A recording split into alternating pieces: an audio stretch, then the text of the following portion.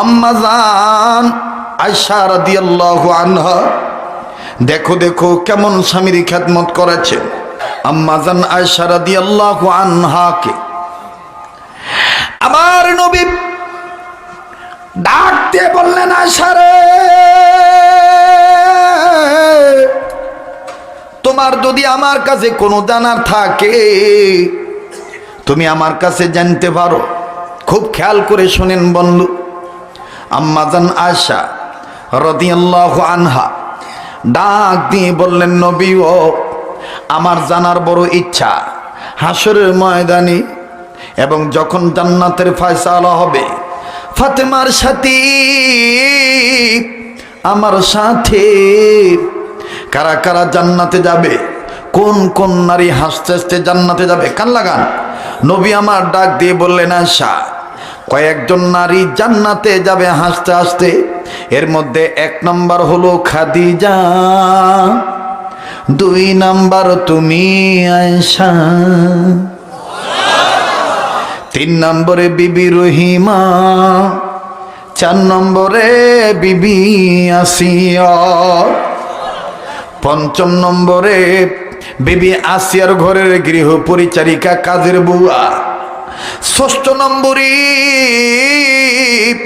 সুমাইয়া বিনতে জান্দান রাদিয়াল্লাহু আনহা। লম্বা করার কোনো সুযোগ নাই। মাগো, আজকে তুমি ইসলাম ছেড়ে দিয়েছো, উদুখুলু ফিসসিলমি কাফা প্রত্যাখ্যান করেছো। আল্লাহ যেটা নিষেধ করছে সেটাই তুমি মানছো, আল্লাহ যেটা ধরতে বলছে সেটাই তুমি ছাড়ছো। আল্লাহ বলছেন শয়তানকে ছাড়ো, শয়তানের অনুসারী হইও না, আর তুমি শয়তানের অনুসারী হইছো। অথচ সুমাইয়ার জীবনী তালাশ করে পাওয়া যায়। আরে বন্ধু, মা সুমাইয়া কেমনে রে হাসতে হাসতে জান্নাতে যাবি? আমি আগেই বলেছি, এটা কিন্তু মসজিদের ওয়াজ না, এটা হলো ময়দানের ওয়াজ। ময়দানের খেলোয়াড় যেহেতু আমি, ময়দানের বক্তা যেহেতু আমি, ময়দানের বক্তা হিসেবে বক্তৃতা উপহার দেওয়া লাগবে। কারণ এই ময়দান, এই ময়দান, এই ময়দান আল্লাহ প্রদত্ত দেওয়া ময়দান। কথা বলেন ঠিক না ব্যাঠিক? আরে বন্ধু, এবার আমি দেখবো কারা প্রকৃতপক্ষে কানতে পারো, কাদের চোখের পানি বের হয়ে যায়। বাজান রে শোনেন শোনেন, আম্মাজান আয়েশাকে নবী বলতেছেন, আয়েশা, হাসরের ময়দানে বিচার ফায়সালায় আমার আল্লাহ বলবেন, নবী ও, আমি আল্লাহ সুমাইয়াকে জান্নাত দিয়ে দিছি। যেই সুমাইয়ার পক্ষে আপনি নবী বলেছেন, যার নাম আপনি রেখে দিয়েছেন সুমাইয়া বিনতে জান্দান রাদিয়াল্লাহু আনহা। আল্লাহু আকবার, আল্লাহু আকবার। আমার বাইরা রে, সুমাইয়া ইসলাম কবুল করেছেন, ইসলামের মধ্যে পুরাপুরি ঢুকছেন। মা সুমাইয়া নিজে নিজের কাজ করতেছেন আর জবানে মাওলার কালেমা পড়তেছেন, লা ইলাহা ইল্লাল্লাহ, জোরে লা ইলাহা ইল্লাল্লাহ। মুসলমান ভাইরারে, এই আওয়াজ যখন আবু জাহেলের কানে গেল, নিষ্ঠুর আবু জাহেল ওই পথ দিয়ে যাওয়ার পর সুমাইয়াকে আক্রমণ করার জন্যে লোকদেরকে বলতে যে সুমাইয়াকে বলে দাও, ইসলাম যদি না ছাড়ে, ইমান যদি না ছাড়ে, আমি কিন্তু তার ব্যাপারে ব্যবস্থা নেব, আমি কিন্তু তাকে পানিশমেন্ট দেব, আমি কিন্তু তার বিচার করব।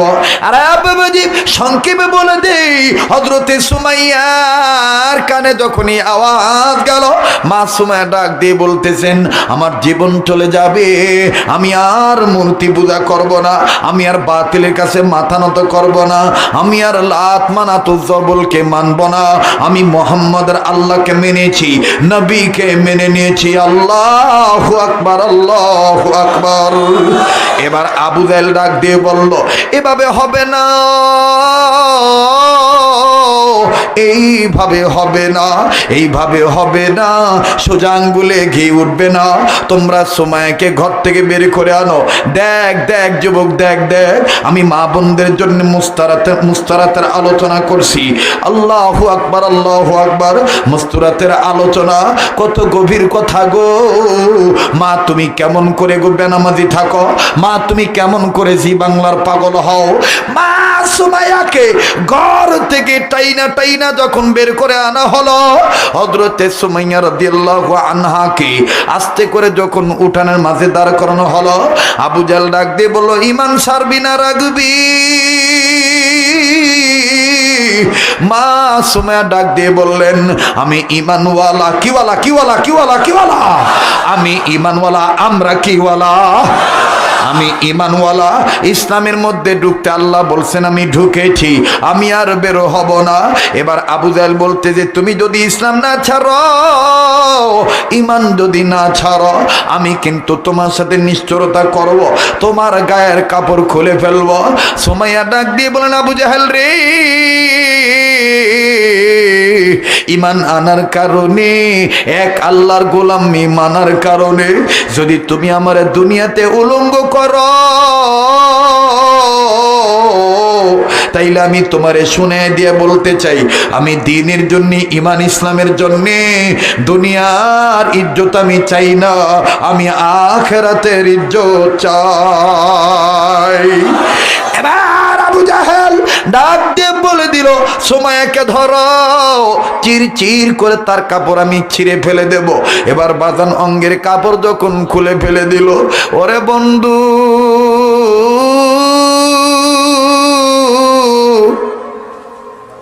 লোক সমাজের সামনে যখন এই নারীটার কাপড় খুলে ফেলল, মা সুমাইয়া শর্মিন্দা হয়ে নিজের লজ্জা স্থান আবরণ করলে, আবরুটা হেফাজত করার জন্য চিল্লে বলে, আল্লাহ, ঈমান আনার কারণে আমার এই শাস্তি।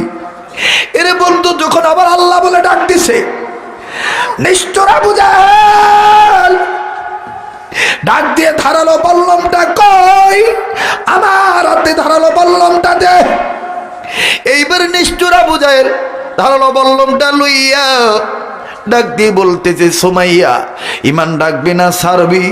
সুমাইয়া বলেন, আগে যা বলেছি এখনো তা বলতেছি, ঈমান ছাড়বো না, ছাড়বো না। নিষ্ঠুর আবু জাহেল দেরি করে না,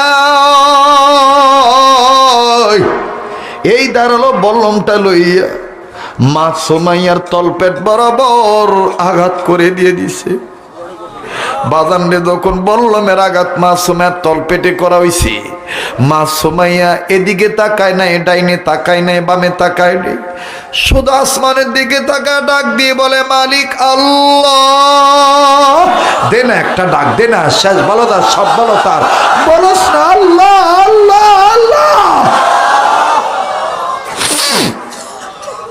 শুধু ঘুষ আর বিচার, অন্যায় আর ব্যভিচার, নারী ধর্ষণ, মানুষ খুনে, কানছে বাংলার জমিন, বিদায় হতে চলেছে আমার নবীর রক্তে মাখা দিন। বেপরদাতে চলছে নারী, অশ্লীলতায় গেল ভরি। আজকে আমাদের কান্নাকাটি করা ছাড়া উপায় নাই, শুধু পুরুষদের খালি দোষ দেওয়া হয়। আমি মাদেরকে বলবো, মা ভালো হয়ে গেলে জাতি ভালো হয়ে যাবে, বোনেরা ভালো হয়ে গেলে জাতি ভালো হয়ে যাবে। কথা বলো, ঠিক না ঠিক?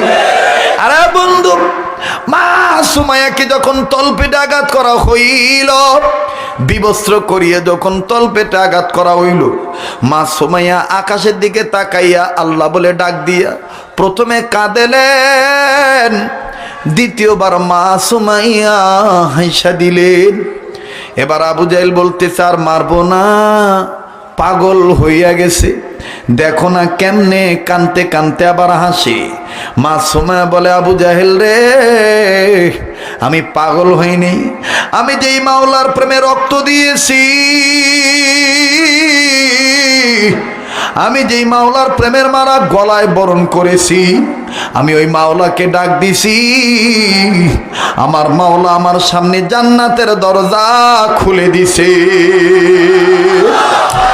আমার মাওলা আমাকে ডাকতেছে, আজ সুমাইয়া,